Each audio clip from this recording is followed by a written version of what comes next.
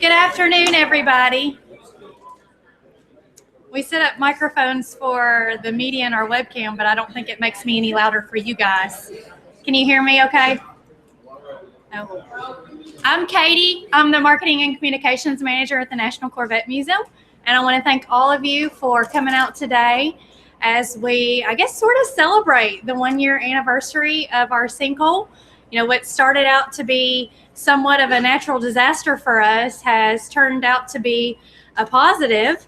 So today what we're going to do is just share a little flashback story on what it was like the day that it happened. And then we've asked our construction team to give an update with the progress being made in the Sky Dome. And then we have a little special reveal of our first restored sinkhole Corvette. And then, of course, we're going to wrap up with a little toast of lemonade because, you know, everyone said we took life's lemons and we made lemonade out of it. So I want to thank you all for being here today. First up, we have Betty Hardison. She is our Library and Archives Coordinator. Betty was actually the one called by the security company on the morning of February 12th last year. And she was told that, you know, the alarm was going off in the building. Betty has been with the museum for almost 21 years. She was the second person hired before there was even a museum to work in. So without further ado, I'd like to introduce Betty.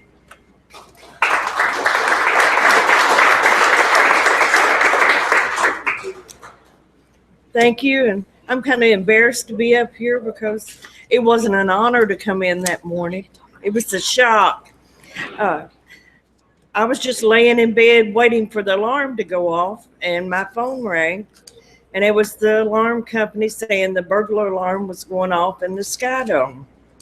We've had several false alarms up here, and I've been to a few of them, and so I just threw on my sweats and come up here. It took me I was here within 10 minutes after I got my phone call, and come through the back door, and as I was coming in, Jimmy Klein was coming in also, and the alarm was going off. Jimmy shut the alarm off, and I started to the Sky Dome. Jimmy was going to make us some coffee because we was going to have coffee before I went back home. And I walked around and started in the Sky Dome and hollered for Jimmy, and because I thought it was something in there was on fire because it was kind of smoky. And I got on in there, and Jimmy come in behind me, and I got within about 25 foot of the hole and saw that it was a hole and we were missing cars. You could still hear the walls caving in and the floor was shaking. And I said, let's get out of here. So we backed out kind of slowly, and I called 911 because I didn't know how much bigger the hole was going to get, if there was a fire down there, or if we were going to lose any more cars. Everybody asked me, said, what was your first thought? And I have no idea what my first thought was, you know, because I was kind of in a daze from there on. So I called 911. That was my first call. And they sent 4 trucks up here. And while we were waiting for them, I called Wendell and Keith. Keith is head of security here. And they come on in. The fire department, it didn't take them 5 minutes to get 4 trucks up here. And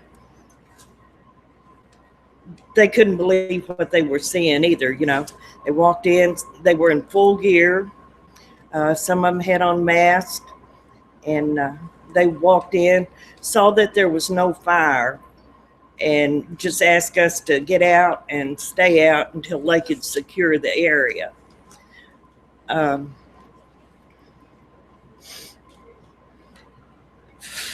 It's still hard to talk about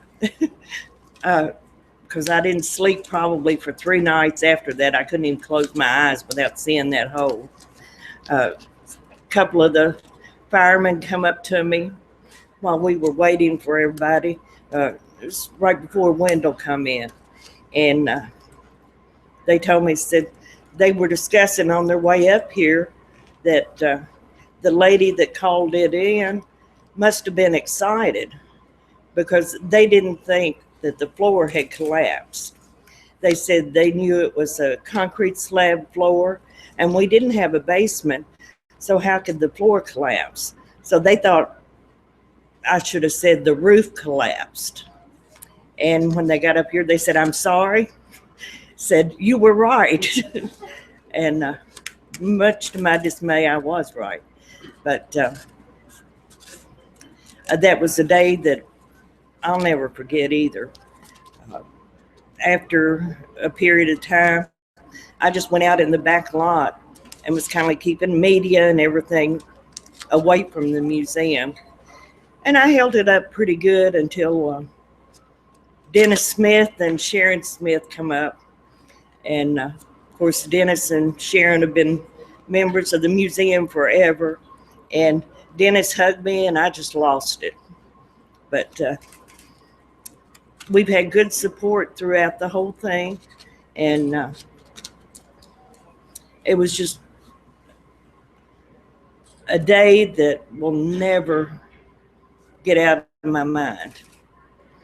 I mean, I can talk about it and sometimes it still gives me chills because thinking, what if? What if it had gone in the middle of the day? We have school tours in here. I mean, a lot of people could have got hurt. And from the looks of the cars that you look at over here, if people had been in that Sky Dome, they would have been mutilated just like the cars. So we hate that the cars got damaged, but we're just lucky that it happened that time of day. So we need to thank our lucky stars. And as Katie said, we've got plenty of lemonade now. So thank you. And anybody have any questions? Thank you, Betty.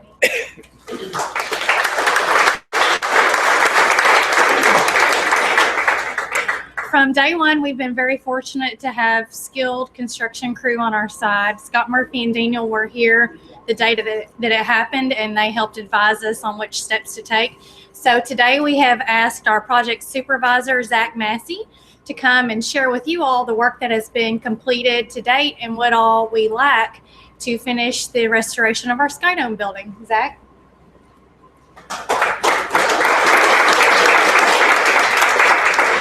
Good afternoon, everyone. I'm Zach Massey with Scott Murphy and Daniel. I'm the project manager overseeing the repairs of the sinkhole. As everybody's well aware, we had a massive collapse, had the cars in the hole. Everybody followed very closely to the recovery process of those vehicles. Going back to day one, first step was get a structural engineer here to assess the situation. I think Bob Hillman made a phone call to our office and said, "Can you help us out? Can you get a structural engineer here to the site and help us assess it?" So step one was overall structural integrity of the building itself, was to take a look at that and understand what was going on before we could even think about going in there to do any work. So I think everybody's aware we got in there. We run in Haywood Baker. They're a specialty drilling contractor, a geotechnical firm. They drill micropiles. They came in as a part of the initial response effort. They installed 23 micropiles on the perimeter foundation system of the building and on the spire itself. That was in an effort to stabilize the actual structure. So we completed that work, and we did that basically simultaneously as we were working on vehicle recovery. I think everybody followed the vehicle recovery process fairly well.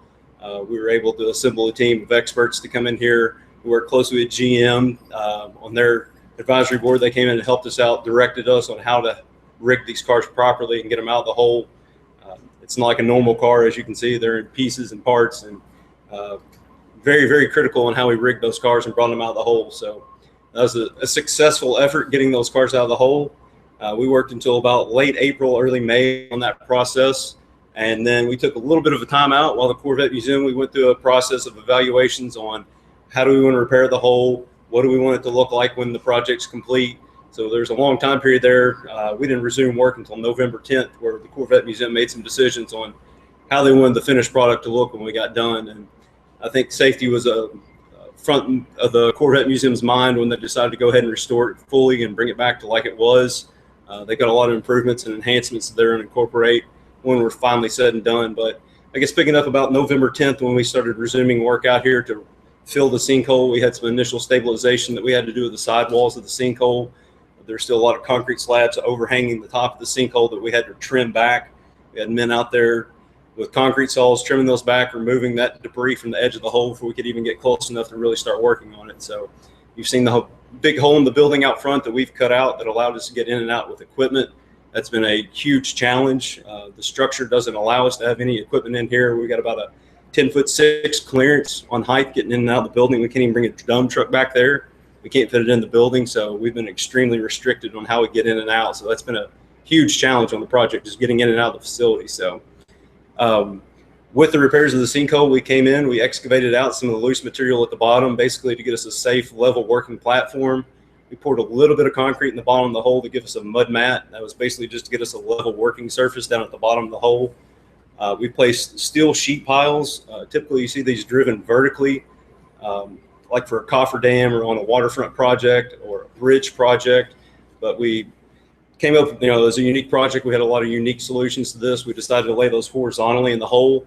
We were able to slide those into the mouths of the caves. As everybody knows, the sinkhole was a part of a cave system that collapsed.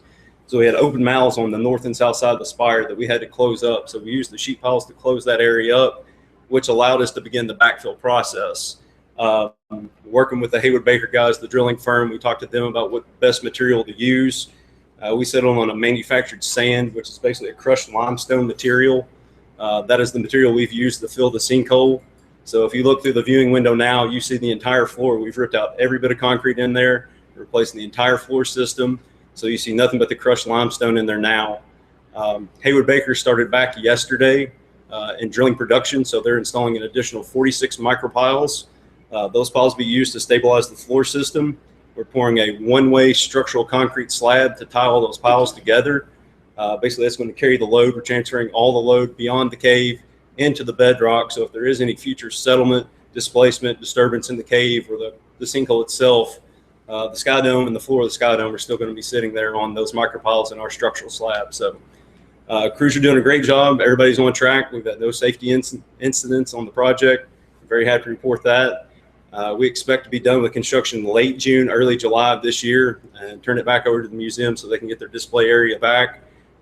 They've hired an exhibit company to come in out of Florida that's going to help them integrate the history of the sinkhole, what happened, document all the events that occurred. So we're going to have a really beautiful product back there when we get done and have a safe area. So it's been an exciting project for all of us. We've really enjoyed it. It's been a great team to work with. Like the museum said, we've turned a potentially negative experience into a big positive, and we're just glad we got to be a part of this process. So we appreciate it. Does anybody have any questions? How deep was this? The top of the debris cone was roughly 25 feet. We sent Western Kentucky's geologist department. He had a PhD come in and map the sinkhole, and he was able to map areas up to about 80 feet deep. It was the deepest he was able to map those areas. Of course, the cave just pinched out, and we didn't try to press it and go any farther than that. So How down was the lowest car? How many feet down was the lowest car? The lowest car, probably in the 25 to 30 foot range. In the top of the debris cone, we had to remove 4 or 5 feet of material. There was 2 cars we never saw. Of the 8 we were in there, we saw 6, and we could never find 2. So once we got those 6 out, we had to do some probing and investigation. We We tried metal detectors, we tried probe rods, we tried exploratory digging to find those last 2 cars, and they were roughly 5 feet below the top of the debris cone. What smashed these cars up so bad? Were they that fragile, or was it concrete falling on top? The hole itself, there's about 10 feet of soil and then about 20 or about 15 feet of rock if you look in the sinkhole itself. So it was rock that broke off the side walls of the sinkhole. So we had massive boulders in there that fell on the cars. How much material did you have to put in the hole to fill it up? You almost got me. There's a contest going on right now. The Corvette Museum's put a contest out to estimate the total number of total tonnage of stone that's in the hole right now. You So, can announce the winner if you want. oh man, it looks like I get to announce the winner of this contest. So last week we do weekly updates, try to keep the Corvette Museum informed. We put out the contest and said guess how many tons of stone we used to fill the hole. The total amount of stone we've used in the hole to date is 3,989 tons of crushed limestone. So congratulations to the person that's closest without going over, I believe, on that total. Excellent. We appreciate it, guys. Thanks for letting us be a part of this process.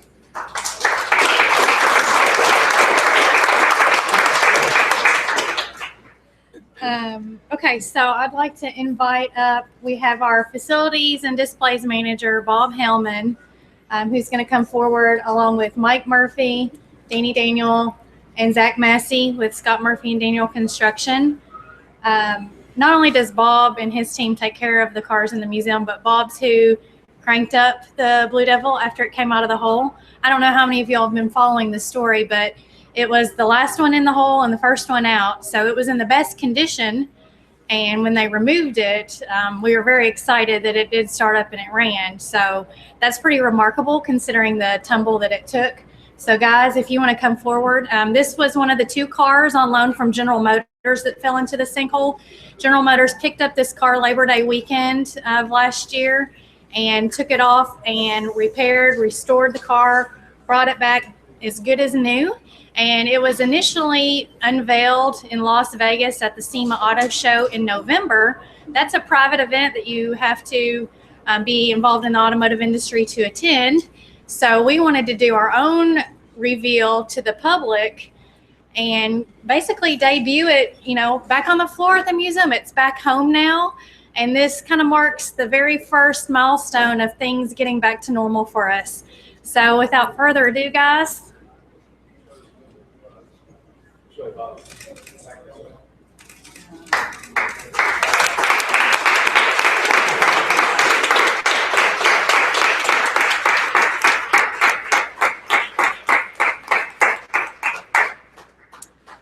a little bit about this car. It was actually a press car back when they were coming out with the ZR1. It was to be the fastest, most powerful Corvette ever built.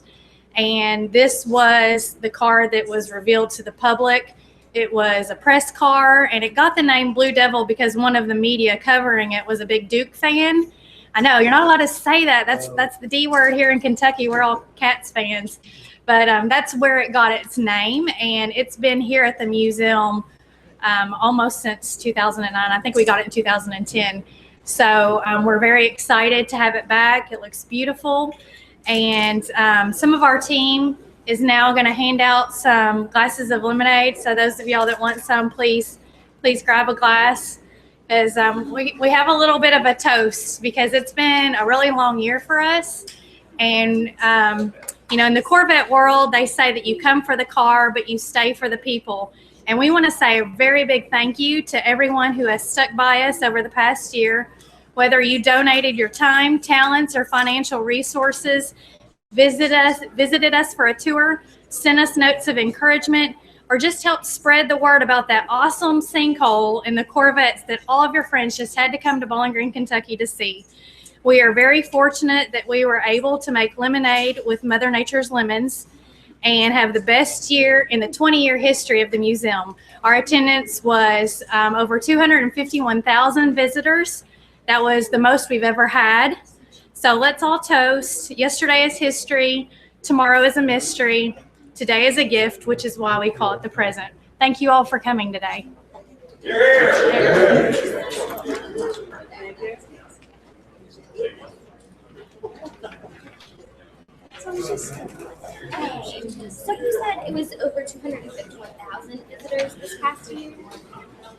Wow.